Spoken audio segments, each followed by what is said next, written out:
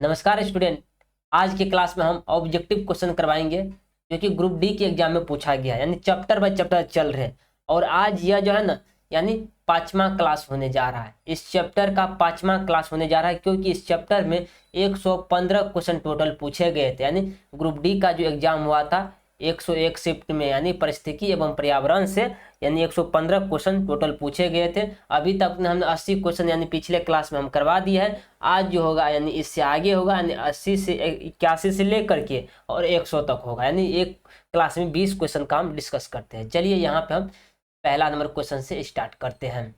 करा निम्नलिखित में से कौन सा पर्यावरणीय संकेत कुछ सरीसृपों में निषेचित अंडे के लिंग निर्धारण करता है। यानी ये कह रहा है निम्नलिखित में से कौन सा पर्यावरणीय संकेत कुछ सरीसृपों में निषेचित अंडे के लिंग का निर्धारण करता है। कौन करता है? तो तापमान करता है। ऑप्शन नंबर हम ए को टिक करें। तापमान सरीसृप अंडों के लिंग निर्धारण कारक है, ठीक ना। तो यहाँ पे ए नंबर को आप टिक कर सकते हैं।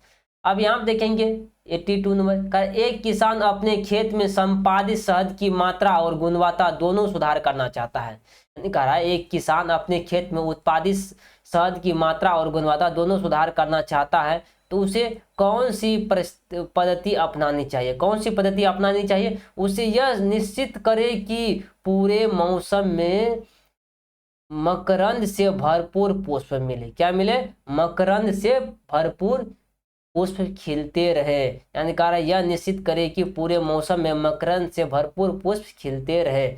ऐसा बात यह कह रहा है, ठीक ना। कह रहा पुष्प पौधा की उपलब्धता शहद उत्पादन बढ़ाती है। कह रहा पुष्प पौधा की उपलब्धता जो है ना, शहद के उत्पादन को बढ़ाती है। तो ऑप्शन नंबर यहाँ पे हम बी को टिक कर लेंगे। अब देखेंगे यहाँ पे जल के नीचे रहने के लिए जंतुओं द्वारा किस गैस का उपयोग किया जाता है। कह रहा जल के नीचे रहने के लिए जंतुओं द्वारा किस गैस का उपयोग किया जाता है। तो ये जो किया जाता है यानी घुलित ऑक्सीजन का किया जाता है। किसका? तो घुलित ऑक्सीजन का। जल में मान लो मछली रहती है तो क्या होती है? वह घुलित ऑक्सीजन को ही लेती है। जलीय जीव घुलित ऑक्सीजन का उपयोग करते हैं। गढ़वाल क्षेत्र के चिपको आंदोलन का प्राथमिक लक्ष्य क्या था? करा कि गढ़वाल क्षेत्र के चिपको आंदोलन का प्राथमिक लक्ष्य क्या था? क्या था प्राथमिक लक्ष्य? यानी यहाँ पर हम बात कर लेंगे इसका लक्ष्य जो था ना, वनों का संरक्षण था। क्या था? वनों का संरक्षण। चिपको आंदोलन का मुख्य लक्ष्य वनों का संरक्षण। ऑप्शन नंबर यहाँ पे हम ए नंबर को टिक। गढ़वाल क्षेत्र के चिपको आंदोलन, यहाँ पे क्या होगा? वनों का संरक्षण। तो अब ये हम देखेंगे एकल फसल खेती को तुलना में अंतराशय किस प्रकार लाभदायक है। किस प्रकार लाभदायक है? ये जो है ना पोषक तत्वों का कुशलता पूर्वक उपयोग करता है और रोगों का प्रसार को रोकता है। क्या करने का काम करता है? पोषक तत्वों का कुशलता पूर्वक उपयोग करता है और रोगों को प्रसार को रोकता है। अब यहाँ देखिए राजस्थान में खेजरी वृक्ष की रक्षा के लिए 1731 में और 363 अन्य लोगों के साथ किसने अपने प्राण की आहुति दी थी? किसने दी थी? यह अमृता देवी विश्रोई ने दिया था। कौन था? अमृता देवी विश्रोई ने। अमृता देवी विश्रोई ने वृक्षों की रक्षा हेतु बलिदान दिया। अब यहाँ पे देखेंगे 87 गेहूं, चावल, सब्जियां, फल और मांस जैसे खाद्य पदार्थों में अलग मात्रा में पिंडकनाशी अवशिष्ट पाए जाते हैं। किस परिघटना के कारण? कह रहा है कि गेहूं, चावल, फल, सब्जियां और मांस जैसे खाद्य पदार्थों में अलग अलग मात्रा में पीडकनाशी अवशिष्ट पाए जाते हैं। किस परिघटना के कारण? किस परिघटना के कारण? जैविक आवर्धन के कारण। किसके कारण? तो जैविक आवर्धन। ऑप्शन नंबर सी के मारेंगे।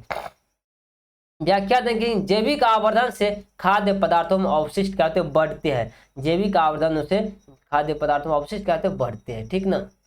अब यहाँ पर हम देख लेंगे 88 सफल मधुमक्खी पालन के लिए प्रमुख शर्त क्या है।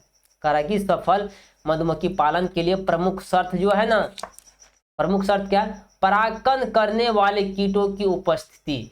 क्या यहाँ ये नहीं होगा, यहाँ पे हो जाएगा वर्ष भर पुष्प पौधा की उपलब्धता। देखिए सफल मधुमक्खी यानी वर्ष भर पुष्प पौधा की उपलब्धता यदि रहेगा तो क्या होगा? मधुमक्खी की जनसंख्या भी बढ़ेगी। पुष्प पौधा की उपलब्धता मधुमक्खी पालन हेतु आवश्यक है। क्या है? आवश्यक क्या है? तो यहाँ पे ऑप्शन नंबर सी को हम टिक कर लेंगे। रैवी गांव में चिपको आंदोलन की शुरुआत किस घटना से हुई है? आप यह तो बता सकते ठेकेदार को पेड़ काटने की अनुमति से आंदोलन हुआ था, तो यहाँ पे हम बात कर लेंगे। तो बी नंबर ऑप्शन के पेड़ों की कटाई हेतु इस ठेकेदार की स्वीकृति, ऑप्शन नंबर बी को हम टिक कर लेंगे। कई बार रिपीट हुआ है यह क्वेश्चन। किनकी खेती मोती बनाने के लिए की जाती है, बताइए आप। ये जो होगा सीपीओ की खेती मोती उत्पादन हेतु होती है, तो यहाँ पे हम बात कर लेंगे सीपीओ कहाँ है, सीपीओ, ऑप्शन में डी को टिक कर लेंगे। कौन सी विधि मानव निर्मित कचरे के प्रबंधन में सहायक नहीं होता, बताइए। नहीं होता है सहायक, तो प्लास्टिक कैनिक प्रबंधन, ऑप्शन में यहाँ हम बात कर लेंगे डी का। फसल संरक्षण प्रबंधन कीटनाशकों के उपयोग द्वारा किससे नियंत्रित किया जाता है, किससे नियंत्रित, कीट को नियंत्रित किया जाता है। मुर्गी पालन, ये सब क्वेश्चन लगते हो चुके हैं पिछले क्लास में, तो कोई बात नहीं, रिपीट आ गया तो फिर इन सबको करना जरूरी है। ये क्या होगा, विदेशी और स्थानीय मुर्गी पालन के लिए, ऑप्शन नंबर सी को हम टिक कर लेंगे। स्कूल कैंपस की सफाई में जैविक नवीकरण अवशिष्ट किस बिन में डालना चाहिए, किस बिन में डालना चाहिए, तो यहाँ पे लकड़ी की छीलन जैव नवीकरण है, यहाँ पे ए नंबर को टिक करेंगे। कृत्रिम रूप से नियंत्रित मीठे जल के तालाबों में मत्स्य पालन को क्या कहते हैं, मत्स्य संवर्धन कहते हैं, ए नंबर को हम टिक कर लेंगे। जल संवर्धन क्यों महत्वपूर्ण है, जल भूजल का पुनर्भरण करता है, ऑप्शन में सी को हम टिक करेंगे। जैव नवीकरणीय पदार्थ पर्यावरण में मुक्त होने पर क्या होते हैं, सरल घटकों में विहीन होते हैं। जैव नवीकरणीय पदार्थ सरल घटकों में छूटते हैं। प्राकृतिक संसाधनों के विवेक सहमत उपयोग का उदाहरण कौन सा है, वर्षा जल का संचय, ऑप्शन में सी को टिक करें। वर्षा जल संचय विवेकपूर्ण उपयोग है। कृषि अपशिष्ट को पोषक तत्वों से भरपूर पदार्थ में बदलने की प्रक्रिया क्या है, कंपोस्टिंग है। कंपोस्टिंग से अपशिष्ट पोषक पदार्थ बनता है, ऑप्शन नंबर ए को टिक कर लेंगे। खाद्यान्नों के सुरक्षित भंडारण में घुमंज कैसे सहायक है, यह पीड़कों और कीटों को मारता, ऑप्शन में डी को हम टिक करेंगे। घुमंज से भंडारित अनाज सुरक्षित रहता है, ठीक ना, यहाँ पे डी नंबर को हम टिक कर लेंगे। तो आज की क्लास में हमने पूरा क्वेश्चन करवा दिया, यानी 80 से लेकर के यानी 100 तक करवा दिए। 20 क्वेश्चन हो चुका है, तो अगले क्लास में फिर से हम लेकर आएंगे, तो अगले क्लास में बने रहने का प्रयास करिएगा।